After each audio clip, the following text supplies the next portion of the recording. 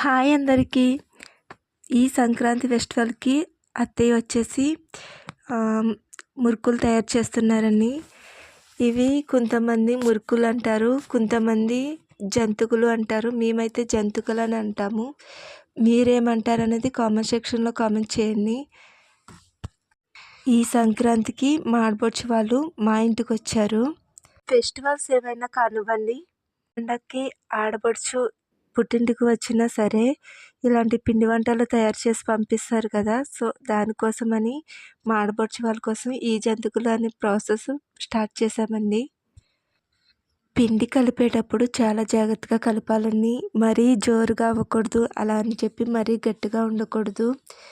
చూసి కొన్ని వాటర్ కలుపుకుంటూ ఇలా వేసుకుంటూ ఉండాలి.